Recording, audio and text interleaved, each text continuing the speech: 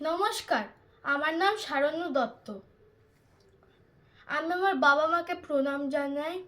আমার শিক্ষক সুশান্ত বেরা মহাশয় এবং বিবেক পথের সব স্যার ও ম্যাডামদের প্রণাম জানাই। গত 12ই জানুয়ারি স্বামী বিবেকানন্দের জন্মদিনের উপলক্ষে আমি এই ছবিটি এঁকেছিলাম।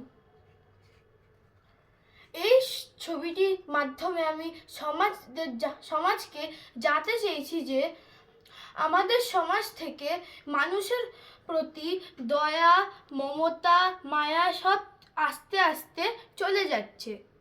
তো ওই দয়া ও মমতা যদি আমরা ফিরে পাই তাহলে মানুষের মধ্যে একত্রিতা এবং উপকৃত হবে। অনেক মানুষরা আছে যে রাস্তাঘাটে চলতে চলতে তাদের অনেক সাহায্য লাগে, কিন্তু আরো অনেক মানুষ আছে যারা তাদেরকে দেখেও কিচ্ছু করে না এবং পাশ দিয়ে হেঁটে চলে যান।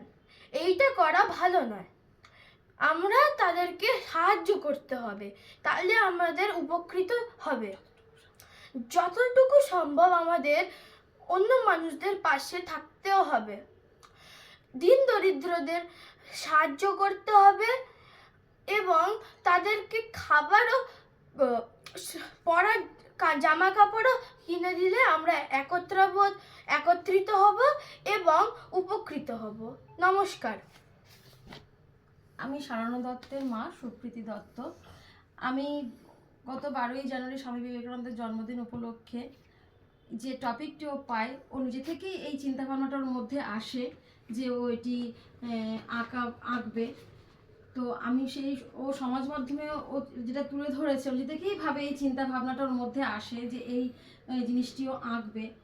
তো সমাজ মাধ্যমে যেটা আস্তে আস্তে সরে যাচ্ছে সেটা হচ্ছে মানুষের প্রতি দায়িত্ব কর্তব্য।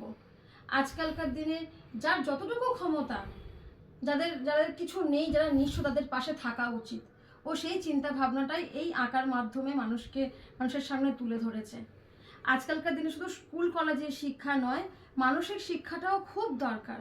শুধু পড়াশোনা না করে ছোট বাচ্চাদের মধ্যে যদি এইটুকু চিন্তা ভাবনা থাকে যে যাদের দরকার, যেসব মানুষদের কিছু জিনিস দরকার, তাদেরকে দিয়ে একটু সাহায্য করা যায়, তো খুব সমাজের ক্ষেত্রে খুবই ভালো হবে।